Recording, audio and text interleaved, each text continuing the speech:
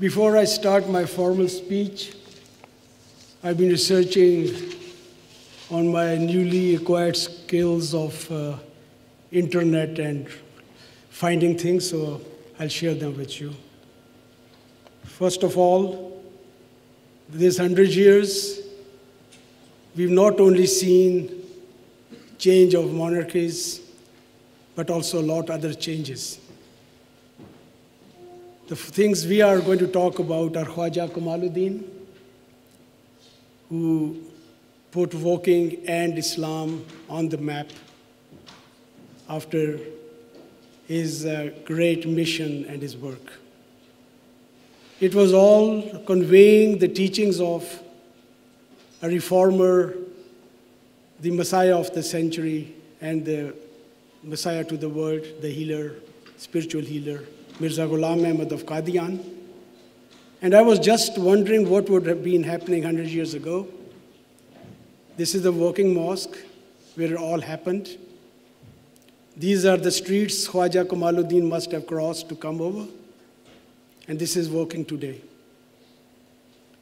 The same year, perhaps a month or two earlier or later, the Titanic sank. So that showed ships can sink, but Islam is unsinkable. And even the Titanic now, when you compare it to Queen Mary II, the biggest passenger ship, appears like a midget. Vitamin C was discovered the same year and ensured people's health while Kamal-ud-Din was doing his work for the spiritual health. This is the train he would have taken on his journey, and if I was to go somewhere, I may have a better choice. 100 years of car making also happened this year, and then there were 20,000 cars registered in the entire world, and now there are 31 million registered cars in the UK alone. This is what a friend may have driven him around Woking, and now I'm being driven by my friends to Woking in a very luxurious BMW. The aeroplanes, the telephones, and the letters he received brought by a postman, and now my internet facilities. I even communicated with my Jamaat this morning. As a doctor, I would have used the stethoscope, and now I teach my students with a stethoscope, which is so nice and attractive, that a lot of girls want it because it's pink in color. The microscope in a very primitive state, and now they use it for operating delicate operations on the brain and the eyes and all the other sensitive operations. This is what the surgeons are doing.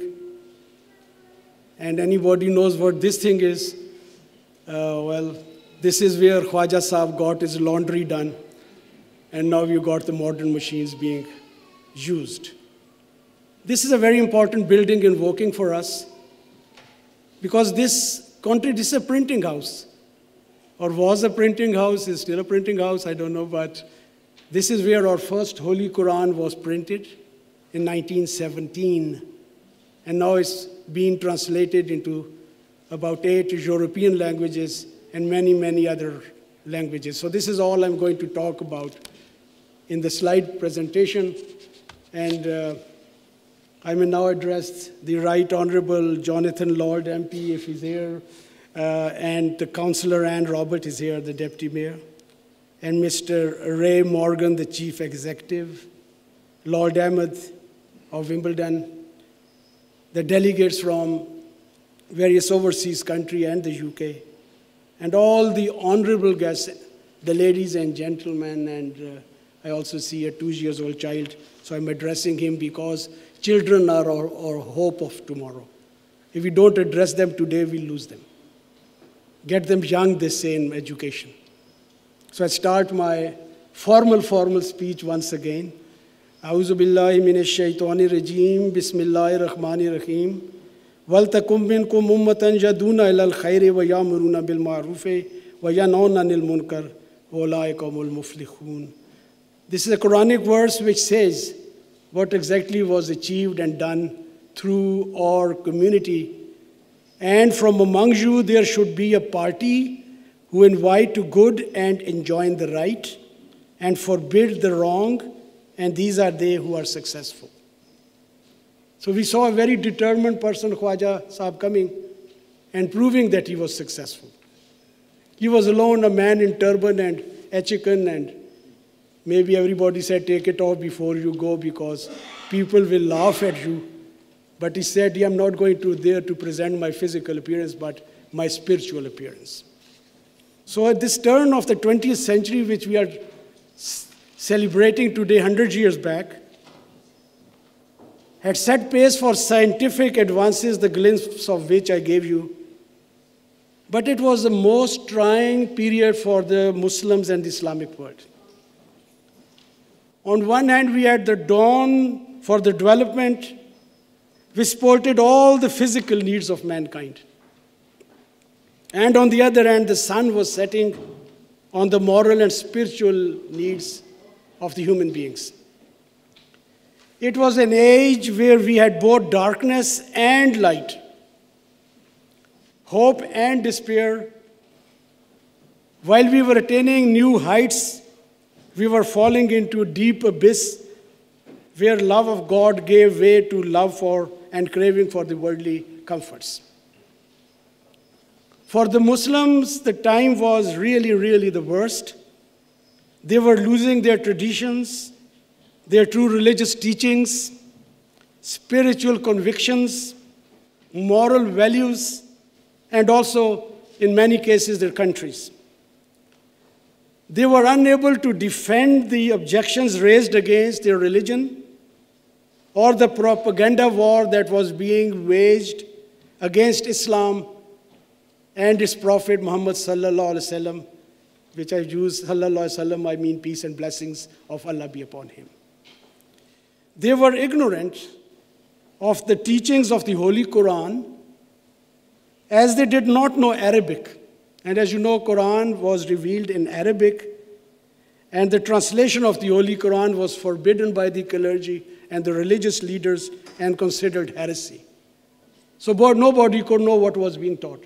It's much like the Bible being in a certain language and translated much later. The Muslims were therefore ignorant and unaware of the teachings of peace and harmony in the Quran. In the absence of translations in the European and other languages, Islam could not be taught and explained to the European minds, the countries of Europe, because they did not understand Arabic. As a result, Islam was misrepresented to the masses as a religion that was spread by the sword, which was much contrary to the teachings of the Holy Quran, which says, La ikraha fid deen,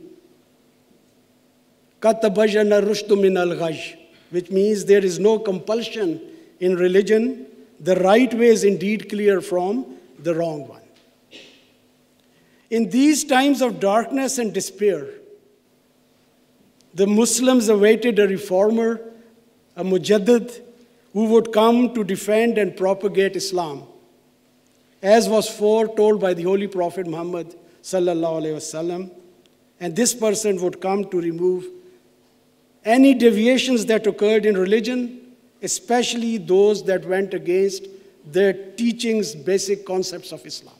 As Ahmadis, we believe Hazrat Mirza Ghulam Ahmad was the person who Allah chose and gave the role to present to the world the true picture of Islam, to defend it against the onslaught of propaganda, misinterpretations, to revitalize it and spread it as a living religion.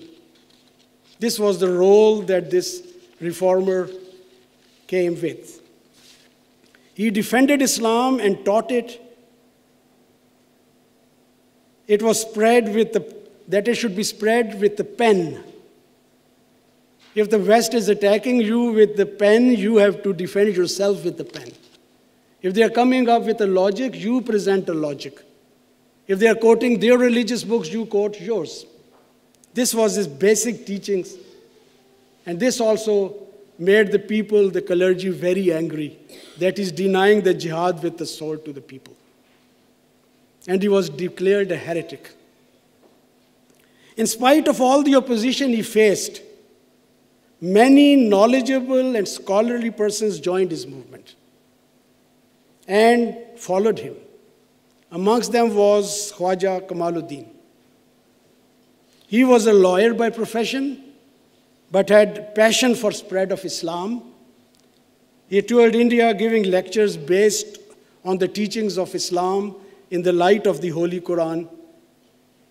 He was later to come to UK and devoted his life to the propagation of Islam in this country. He traveled to UK in September 1912. Sailing from Bombay, he was instructed by then head of the community, as Hazrat Mirza Ghulam Ahmad Sahib, the founder, had died.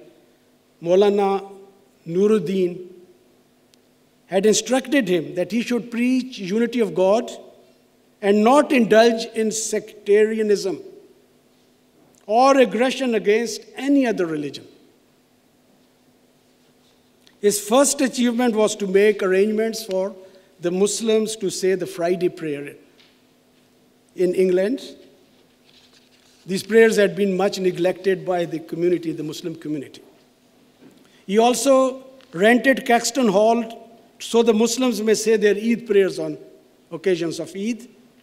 And by March 1913, he had started, as we have just been told, the magazine Islamic Review.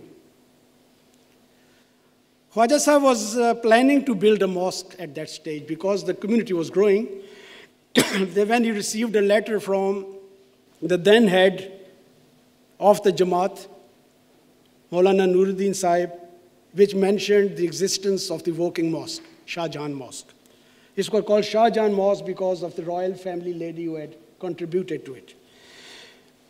On receiving this news, he traveled along with some of his friends to Woking. They got off the train I showed you, not the train I came on, and on turning left, walked along the Oriental Road, which I intend to walk today. Heading towards the mosque, when they entered it, the mosque was dusty and dirty because hardly anybody was praying in it. Khwaja Sahib took off his turban and cleaned a small place to pray to God. He prayed asking God for help because he had come on a big mission. He also found there an old copy of the Quran. When he opened that, the pages were falling apart. But the page he opened on was the one which had a verse that contained a promise of Allah to make Mecca the center of spreading unity of God. On reading this, Khwaja Sahib knew there was a message. It was something that this couldn't be a chance. It's talking about spread of Islam. So he immediately fell in prostration before God and cried and prayed that his mission should be successful. And successful indeed it was. He preached Islam as a religion of peace, as guided by the teachings of Hazrat Mirza Ghulam Ahmad, the reformer of this era, which were the same teachings that had been practiced by the companions of the Prophet himself, may peace and blessings of Allah be upon him. To emphasize the peaceful teachings of Hazrat Mirza Ghulam Ahmad. It's nice to get up in a meeting and say we are spreading peace, but has it always been so? So I quote from a writing of Hazrat Mirza Ghulam Ahmad, what he wrote well over a century ago and is even relevant today. I quote, Mirza Sahib asks, is it a virtuous deed that there's a man going about in the marketplace? We have no connection with him, so much so that we don't even know his name. But despite that, we take a shot at him to kill him. Is this a religious behavior? Contrast this with those early holy Muslims whom Allah instructed in Makkah not to respond to violence even if they were cut to pieces. Alas, today the religious leaders have forgotten all those events and think that to fire a gun at an innocent man constitutes Islam. Is such killing taught in the Holy Quran or the Hadith, the sayings of the Prophet? Can any Muslim religious leader answer me?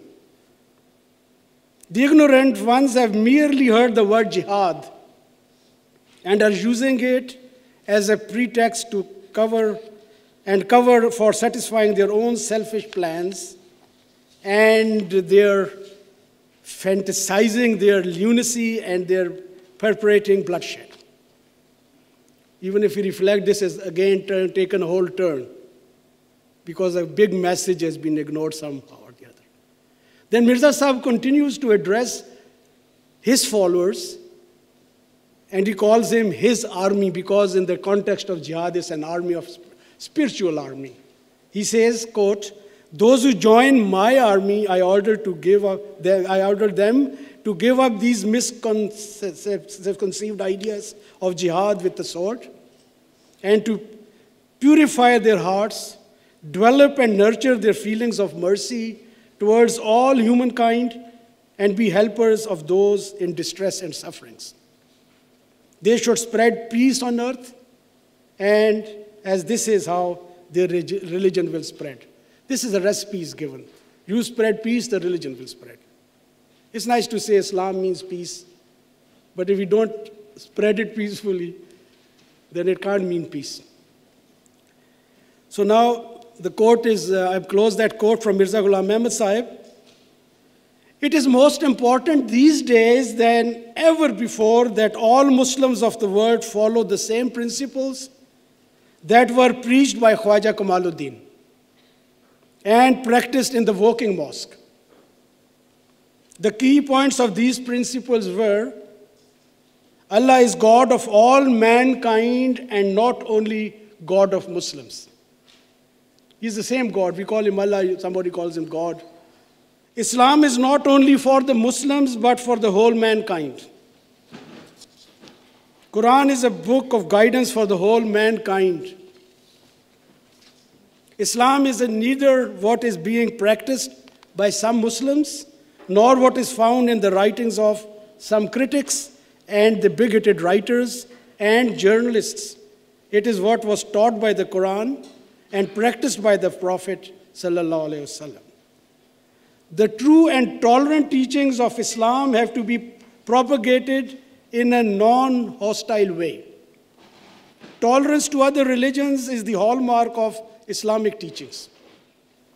Islam teaches to strongly hold the rope of Allah in unity and being united for a common cause of bringing harmony and peace to the whole mankind. It was this type of tolerant and rational Islamic teachings which had attracted the British converts like Lord Headley to Islam a century ago, and without doubt would do the same even today. I've written here the word finally. We should relieve a lot of people here. Finally, I'm coming to the end. Jamila, I'm timing it. I would like to convey my personal desire and that of my community to some distinguished persons. They've not placed you here without a reason, actually.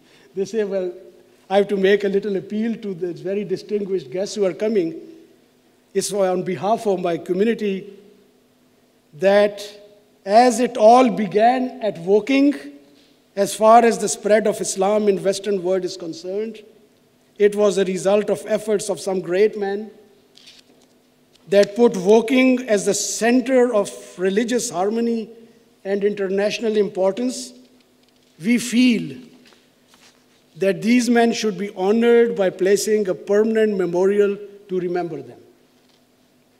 I therefore request that Right Honorable Jonathan Lord, MP, Councillor Ann Roberts, the Deputy Mayor, and Mr. Ray Morgan, the Chief Executive, Lord Ahmed of Wimbledon work towards getting this permission granted. Please, s'il vous plaît, we have to request you. For a pillar with names of Khwaja Kamal-ud-Din and other important personalities connected with the mission chiseled on it, probably appropriately chiseled into it. And the most suitable site would be where Khwaja Sahib got off the train and where the Oriental Road starts near the railway station. And I also request that, if possible, a road is named after this great man. So we, as a community, honor him, and he rightly deserves it. And I assure you, and I'm convinced because that's the teaching we follow. That's why I can assure you. I assure you all that our members would always remain true to the teachings of its founder and play their role in bringing peace to this lovely city and this great country and the entire world. Thank you very much.